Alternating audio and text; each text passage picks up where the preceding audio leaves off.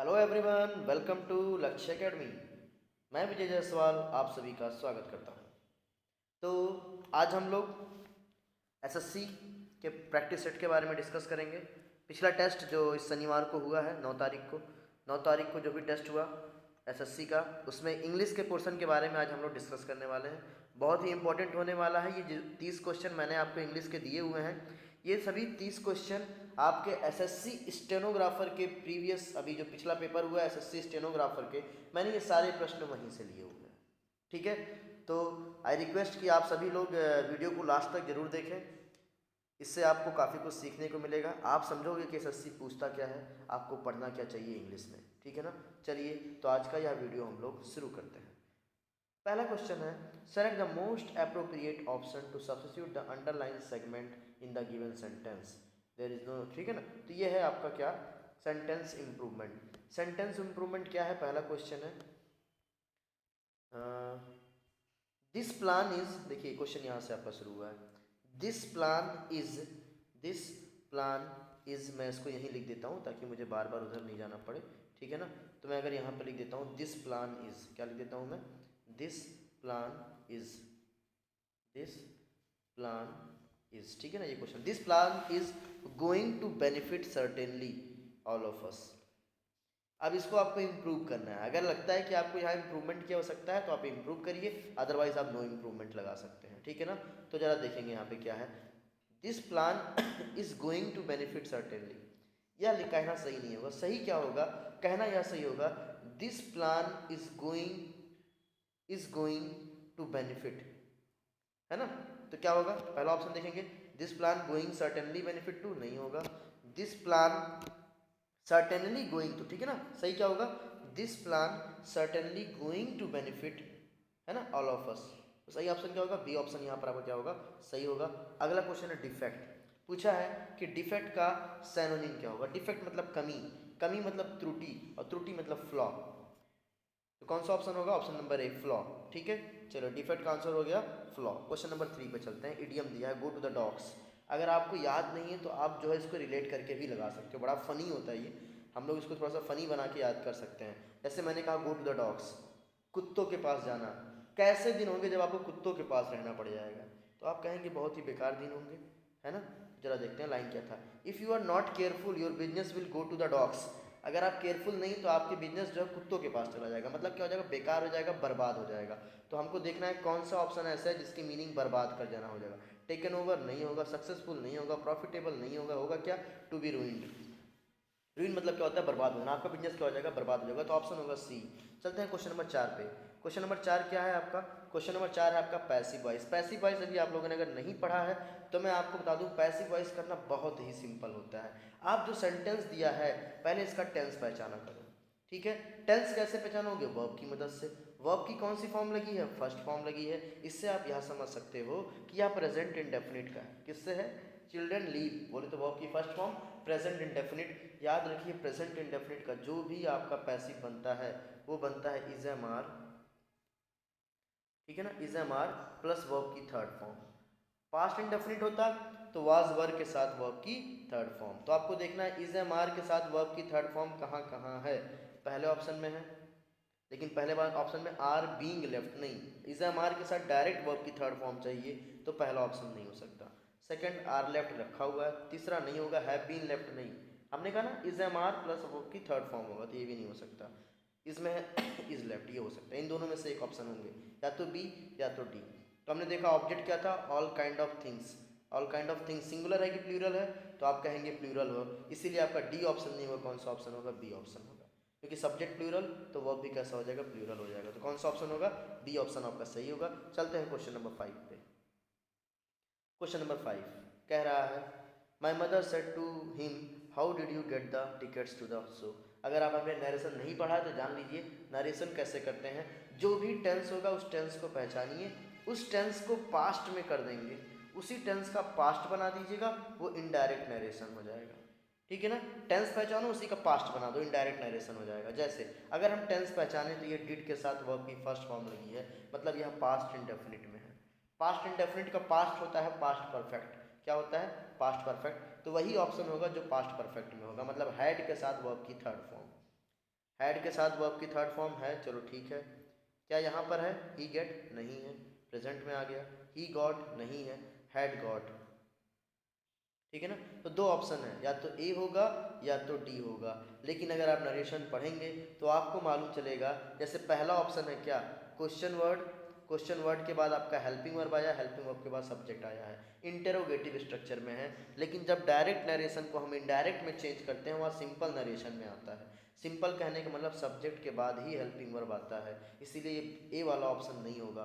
कौन सा वाला ऑप्शन होगा? ऑप्शन होगा आपका कौन सा? ऑप्शन होगा आपका चौथा ऑप्शन। ए क्यों नहीं हुआ? क्योंकि ए में क्या था, यह इंट्रोगेटिव स्ट्रक्चर में है। लेकिन होता कैसा है, सिंपल स्ट्रक्चर में होता है, सब्जेक्ट के बाद ही हेल्पिंग वर्ब आएगा। इसीलिए हम लोग ही हैड गॉट ये वाला ऑप्शन लेके चल रहे हैं, और डी ऑप्शन आपका सही होगा। ठीक है, चलते हैं प्रश्न संख्या 6 पे। प्रश्न संख्या 6 क्या कहता है, आइए देखते हैं। The old woman walked carefully with her heavy load dash she should fall. याद रखिएगा, यहाँ पे आपको अनलेस, अनटिल, लेस, आल्दो में से एक याद करना है। कंजक्शन के नियम में ये नियम साफ साफ आपका लिखा हुआ है कि लेस्ट के साथ मॉडल शुड लगता है। लेस्ट के साथ मॉडल क्या लगता है? शुड लगता है। तो आपने शुड देखा तो आप लेस्ट बड़े आसानी से लगा सकते हो। आंसर हो जाएगा लेस शी शुड फॉल। ठीक है ना। अगला क्वेश्चन, क्वेश्चन नंबर 7 पे चलते हैं। क्वेश्चन नंबर 7 आपका रीअरेंजमेंट है। क्या है? रीअरेंजमेंट। कैसे करेंगे? एक तो ऑप्शन की मदद से करते हैं। ऑप्शन देखेंगे, सबके स्टार्टिंग में ए है, सबके स्टार्टिंग में क्या है? ए है, मतलब ए वाला तो फिक्स है कि पहले यही आएगा। पहला सेंटेंस क्या होगा? I knew it had not been a good idea to invite Vandana home. ये अच्छा आइडिया नहीं होगा कि वंदना को घर बुलाया जाए। ठीक है ना। नेक्स्ट, फिर क्या हुआ? तुरंत एज सुन एज, जैसे ही, सी वाला ऑप्शन, जैसे ही वह एंटर करती है रूम में, see zoom it on the college of the wall. तुरंत उसका नज़र कहाँ पड़ता है? वॉल पे जो कॉलेज एक पिक्चर लगी होती है मिक्स करके, उस पर लगी होती है। ठीक है ना। तो ए के बाद यहाँ पर क्या होगा? ए के बाद जो यहाँ लाइन आएगा वो आएगा सी। ए के साथ सी वाला ऑप्शन कौन सा है? ए के साथ सी है, ए के साथ सी है। अब सी के बाद डी होगा कि बी होगा? अब देखते हैं। कॉलेज ऑन द वॉल, उसने वॉल पे देखा कॉलेज को, उसके बाद क्या हुआ? देखो क्या लिखा हुआ है। लिखा हुआ है second, and I wasn't particularly keen to reveal my whole life to her. ठीक है। और डी का the college was actually my life in the pictures. अब देखो, वॉल पे उसने क्या देखा? कॉलेज। तो पहले कॉलेज के बारे में बताएंगे ना, कॉलेज क्या था। इसीलिए पहले कौन सा ऑप्शन आएगा? डी वाला ऑप्शन आएगा। The college was actually my life in the pictures. उसका कॉलेज क्या था? उसकी ज़िंदगी उस पिक्चर में थी, एक संक्षिप्त रूप में उसने बना के रखा था। एंड आई वॉजेंट पार्टिकुलर, और वो चाहता नहीं था कि वो उसको दिखा सके, उस वंदना को वो अपनी होल लाइफ उस कॉलेज के द्वारा दिखाए, ऐसा वह चाहता नहीं था। तो यही उस पैसेज की मीनिंग होगी, और आंसर होगा ऑप्शन नंबर बी। ठीक है ना। चलिए क्वेश्चन नंबर 8 पे चलते हैं। क्वेश्चन 8 कह रहा है, do you have an valid explanation for your absence from work. तो आप करिए, याद करिए, मैंने आपको सम और एनी के बारे में बताया होगा। इंटेरोगेटिव सेंटेंस में एनी का प्रयोग करते हैं। देखिए कितना अच्छा सा एरर पूछा है, उसने एन लिख के पूछ लिया।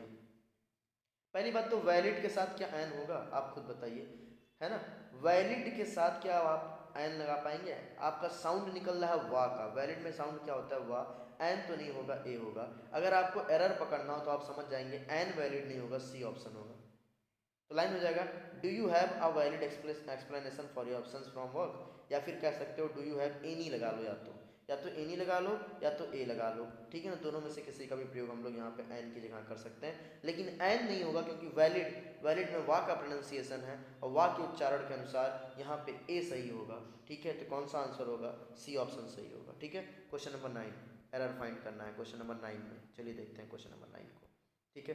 सभी को अगर वीडियो कैसा लग रहा है प्लीज़ मुझे आप कमेंट में ज़रूर बताया करें। ठीक है।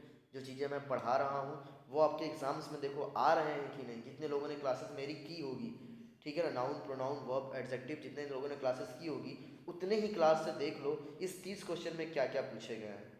100 क्वेश्चन आपके एसएससी स्टेनोग्राफर में आते हैं, जिनमें से 30 क्वेश्चन मैंने आपको अभी दिखाया है। इस 30 में देखो कितने क्वेश्चन वो पूछे गए हैं जो मैं पढ़ाता हूँ। इसलिए मैं आप सभी से कहूँगा, जितनी चीज़ें मैं पढ़ा रहा हूँ उसको अच्छे से तैयार कर लो। एग्जाम पॉइंट ऑफ व्यू से वो सारे पॉइंट्स बहुत ही इंपॉर्टेंट है। जैसा कि देखिए, मैंने आपको बताया होगा फर्नीचर के बारे में।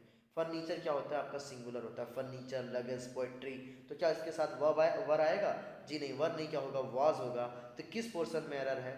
जहाँ भी वर है उसी पोर्शन में एरर है, तो बी पोर्शन में एरर है। ठीक है ना। चलते हैं क्वेश्चन नंबर 10 पे। क्वेश्चन नंबर 10 कहता है, अभी हम लोगों ने वर्ब पढ़ा, आज मैं क्लासेस में वर्ब पढ़ा रहा हूँ आपको, तो आप सभी को पता होगा, मैंने बताया था मॉडल ऑक्सिलरी के साथ वर्ब की कौन सी फॉर्म आती है? फर्स्ट फॉर्म आती है। कौन सी फॉर्म आती है? फर्स्ट फॉर्म होती है सॉरी। तो क्या मे बी लीड होगा? नहीं होगा, ठीक है ना। अब अगर लाइन ना पढ़ो ऐसे लगाना चाहो तो मे लीड हो जाएगा। लाइन देख लो, हैस्टी डिसीजन, हैस्टी मतलब जल्दीबाजी में लिया हुआ डिसीजन, मे लीड क्या हो जाएगा? May lead to in life long repentance. अगर आपने जल्दीबाजी में कोई निर्णय लिया तो जिंदगी भर आप रिपेंटेंस करेंगे, मतलब पछताएंगे। क्या करेंगे? पछताएंगे। वर्ड अच्छे हैं, हैस्टी और रिपेंटेंस दोनों नोट कर लीजिएगा। रिपेंटेंस का मतलब पछताना और हैस्टी का मतलब उतावलापन, जल्दीबाजी में, ठीक है ना। तो मे के साथ वर्ब की फर्स्ट फॉर्म बोले तो लीड होगा, कौन सा ऑप्शन होगा? सी फॉर्म ऑप्शन होगा, ठीक है ना। चलते हैं क्वेश्चन नंबर 11 पे। क्वेश्चन नंबर 11 क्या कह रहा है? बहुत आसान से क्वेश्चन है, देखो ये सारे पॉइंट मैंने पढ़ाया आपको। हमने आपको बताया था नाउन, नाउन के साथ अगर आपको प्रोनाउन लगाना है तो मैंने आपको बताया होगा वह पॉजेसिव होगा। कई एग्जांपल मैंने दिए थे, माई पेन, आवर स्कूल, है ना। कभी भी नाउन के साथ प्रोनाउन लगाना है तो क्या होगा? आपका पॉजेसिव होगा, ठीक है। तो हम लोग देखेंगे the travel agency has sent the hotel reservation details for dash holiday. किसी हॉलीडे, नाउन के साथ पॉजेसिव कौन होगा? आवर हो सकता था, अस नहीं होगा, आवर सेल्फ नहीं होगा, आवर्स हो सकता था। आवर्स के बाद ऑब्जेक्ट नहीं होता, मैंने बताया है, तो आवर्स नहीं होगा, कौन सा होगा? आवर होगा। ऑप्शन नंबर ए क्या है आपका? सही है। चलते हैं क्वेश्चन नंबर 12 पे। लिखा है आई हैव एक्वायर्ड, अभी जल्दी मैंने पढ़ाया, देखो सारे पॉइंट पूछते हैं, इसीलिए मैं कह रहा हूँ मैं जो पढ़ा रहा हूँ पढ़ो, बहुत इजीली आप एसएससी में नंबर गेन करोगे। मैंने आपको बताया हैज हैव हैड के साथ वर्ब की कौन सी फॉर्म लगती है? थर्ड फॉर्म लगती है। लिखा है आई हैव एक्वायर, क्या हैव के बाद एक्वायर होगा? जी नहीं, एक्वायर्ड होगा। क्या होगा? तो सी पोर्शन में एरर है, एक्वायर नहीं, क्या होगा? एक्वायर्ड होगा। चलते हैं क्वेश्चन नंबर 13 पे। पूछा है अनकाउथ का एंटोनिम्स क्या होगा? अनकाउथ का एंटोनिम्स क्या होगा?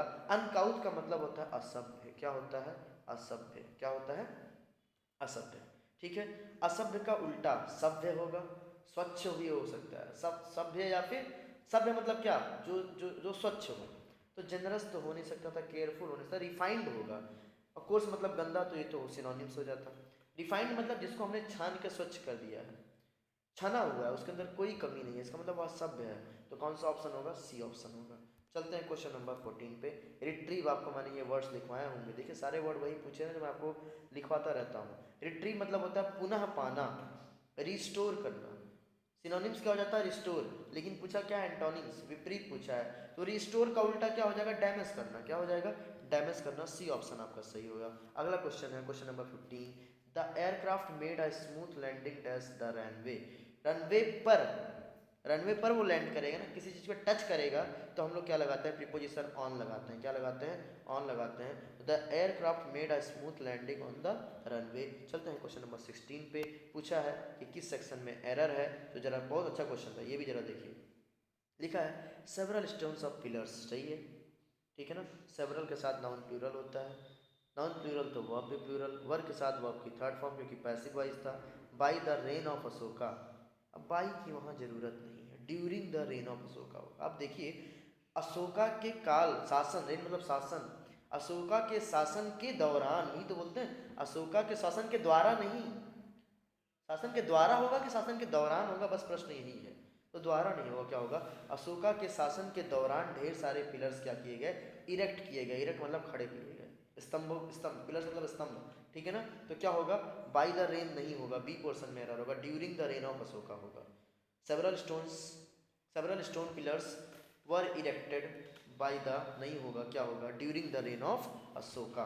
अशोक के रेन में, अशोक के शासन के दौरान कई स्तंभ बनाए गए। क्वेश्चन नंबर 17 कह रहा है, इडियम फ्रेज है, Raman is good at mathematics but geography he is Achilles. मतलब मैथमेटिक्स में गुड है तो ज्योग्राफी में क्या है? कमज़ोर है, ऐसे भी पकड़ सकते थे। अगर नहीं याद है, अचील्स हील मैंने आपको याद करने का तरीका बताया था, थोड़ा सा फनी तरीका। हील मतलब क्या? सैंडल का हील जो आसानी से टूट जाता है बार बार, है ना। तो आसानी से टूट, मतलब वो क्या होता है? कमज़ोर होता है वो हील। मैंने कहा था ऐसे याद कर लो, अचील्स हील का मतलब क्या होगा? कमज़ोर पहलू, इसका मतलब ए ऑप्शन वीकनेस। क्या हो जाएगा? वीकनेस। क्वेश्चन नंबर 18 पे चलते हैं। पैसिव, मैंने कहा था टेंस पहचानो, टेंस पहचान के अगर परफेक्ट है तो हैज़ हैव के साथ बीन लगा देना। हैज़ है डिज़ाइंड मतलब पैसिव बनेगा, हैज़ या हैव के साथ बीन लगेगा, प्लस वर्ब की थर्ड फॉर्म। पहला ऑप्शन नहीं हो सकता, सेकंड ऑप्शन हो सकता है, थर्ड ऑप्शन हो सकता है, फोर्थ ऑप्शन नहीं होगा। तो देख लो ड्रेसेस लिखा है, क्या लिखा है? ड्रेसेस मतलब प्लूरल है, तो सी भी नहीं होगा, बचा क्या? बी ऑप्शन, बी आपका सही हो गया। क्वेश्चन नंबर 19 पे चलते हैं। She said the vegetables do not look fresh, क्या करना है इसमें? इनडायरेक्ट, इनडायरेक्ट मैंने कहा टेंस चेंज किया करो। Present indefinite changes into past indefinite, ठीक है। तो ये भी, और डू डज डिड के साथ अभी मैंने आपको बताया वर्ब की कौन सी फॉर्म लगती है, फर्स्ट फॉर्म लगती है। ए ऑप्शन नहीं हो सकता। Did not look, did not look, ये दोनों हो सकते थे, डू नॉट लुक नहीं होगा। Present indefinite changes into past indefinite, 3 option थे आपके डिड के साथ, पहला नहीं होगा क्योंकि डिड के साथ लाइट लगा है, डू डज डिड के साथ वर्ब की फर्स्ट फॉर्म का प्रयोग करते हैं। अब जरा देख लो यहाँ पे क्या होगा, था दीज, दीज को हम लोग चेंज कर देते हैं दोज में, दिस को चेंज कर देते हैं दैट में, है ना। जब भी नरेशन में आता है दिस को दैट में, दीज को दोज में, तो इस अनुसार दिस को दीज नहीं रखेंगे, क्या रखेंगे, दोज रखेंगे। तो बी ऑप्शन आपका सही हो जाएगा, ठीक है। सभी को समझ में आ रहा है। चलिए क्वेश्चन नंबर 20 पे चलते हैं। ये बड़ा अच्छा क्वेश्चन था, ऑप्शन से एलिमिनेट करके आप आसानी से लगा सकते हैं। क्वेश्चन तो अच्छा था, लेकिन ऑप्शन से आप एलिमिनेट करके बहुत आसानी से इसको लगा सकते थे। क्वेश्चन पूछा है select the appropriate option to substitute the underline given sentence, है ना, नो इंप्रूवमेंट वाला क्वेश्चन है, सेंटेंस इंप्रूवमेंट। लिखा है always don't make noise in the library, कह रहा है शांत हो जाइए, लाइब्रेरी में शोर मत मचाइए। तो वहाँ जो एक्सप्रेशन है शांत होने का, अलाज का एक्सप्रेशन नहीं है, अलाज नहीं होगा। अब वाउ लगाओगे क्या, wow don't make noise in the library, नहीं, हुर्रा नहीं हो सकता, क्या होगा, हुस, ऐसे भी लगा सकते थे। हुस का मतलब जब शांत होना, चुप हो जाना होता है, उसका मतलब भी वही होता है, ठीक है ना। तो ऑप्शन बी आपका सही होगा। चलिए क्वेश्चन नंबर 21 पे चलते हैं। आर्डेंट मतलब आपको मैंने बताया उत्साही, एंथुजियास्टिक, पैशनेट, क्या हो जाएगा, पैशनेट। तो सिनोनिम क्या हो जाएगा, पैशनेट, उत्साही। Next, the trees no longer bear dash fruit, no longer मतलब हो गया नेगेटिव सेंटेंस। नेगेटिव सेंटेंस में हम लोग क्या लगाते हैं, एनी का प्रयोग करते हैं। क्या लगाते हैं, एनी का प्रयोग। फ्यू क्यों नहीं लगाया, क्योंकि फ्यू होता तो यहाँ फ्रूट्स लिखा होता, फ्यू के साथ प्लूरल काउंटेबल नाउन होता है। तो आंसर क्या हो जाएगा, एनी हो जाएगा। चलते हैं अब हम लोग कॉम्प्रीहेंशन सेक्शन पे, पैसेज वाले सेक्शन पे चलते हैं। तो पैसेज के लिए मैं थोड़ा सा छोटा कर रहा हूँ, आई होप आपको ये दिखेगा, ठीक है। चलिए पहला क्वेश्चन है, आई अराइव्ड इन दिल्ली 2009, 2009 में आया था, from a very small town, बहुत छोटे से टाउन से। I had dash lived in a big city before, मतलब कह रहे एक छोटे से टाउन, देखो लाइन आप जब भी देखो पैसेज को आप अपनी लाइफ से रिलेट किया करो, ठीक है ना। कह रहा है क्या कि 2009 में मैं दिल्ली जो है एक छोटे से शहर से आया था, कहने का मतलब वो दिल्ली पहली बार आया, छोटे से शहर से वो दिल्ली आया। तो क्या कह रहा है, I had dash lived in the big city before, मैं इसके पहले इतने बड़े शहर में नहीं रहा हूँ। क्या हो जाएगा, इसके पहले मैं इतने बड़े शहर में कभी नहीं रहा हूँ। इसका मतलब यहाँ पे एक नेगेटिव सेंस है। देखो क्लोज टेस्ट करने का तरीका ही यही होता है कि पहले आप ऑप्शन पे ना जाओ। अभी देखो मैं ऑप्शन पे नहीं गया हूँ, मैंने इसकी मीनिंग अपने आप से निकाल ली कि नेवर जैसी मीनिंग है यहाँ पे। अब जब ऑप्शन पे जाओगे तो आप देखोगे नेवर मिल जाएगा और आप आसानी से लगा सकते हैं, ठीक है। तो सेंटेंस को पढ़िए, समझिए, अपने लाइफ से रिलेट करिए। तो क्या हो जाएगा, आई हैड नेवर, क्या हो जाएगा पहले ऑप्शन में, पहले ऑप्शन में हो जाएगा I had never lived in a big city, इतने बड़े शहर में पहले कभी नहीं रहा हूँ। It was a dash experience for me, कैसा एक्सपीरियंस रहा है उसके लिए, कैसा एक्सपीरियंस रहा है, तो हम लोग देखेंगे ऑप्शन में, मतलब कुछ अलग सा नया सा एक्सपीरियंस रहा है। चलिए ऑप्शन में देखते हैं क्या क्या है। ऑप्शन में है अनकॉमन, यूनिक, अननोन, अनयूजुअल। जरा क्वेश्चन में जाइए, थोड़ा सा ध्यान दीजिए यहाँ पे क्या है। यहाँ पे देखिए ए लिखा हुआ है, क्या लिखा हुआ है, ए। इसका मतलब बाद में जो भी एडजेक्टिव आप लगाने जा रहे हैं ए के अनुसार ही लगाना है। अगर आपने कहा अनकॉमन, प्रोनाउंसिएशन अन मतलब आ का है, आ लगाओगे तो वहाँ ए नहीं एन लगाना पड़ता। अननोन, ये भी सही था, मीनिंग वाइज तो ये भी सही है, लेकिन अन आ का प्रोनाउंसिएशन है, ये भी नहीं लगा पाएंगे। अनयूजुअल, ये भी मीनिंग वाइज सही था, लेकिन इसको भी नहीं लगा पाएंगे क्योंकि आ का प्रोनाउंसिएशन है, वहाँ एन लिखा होता तो इन तीनों में से कोई भी हो सकता था।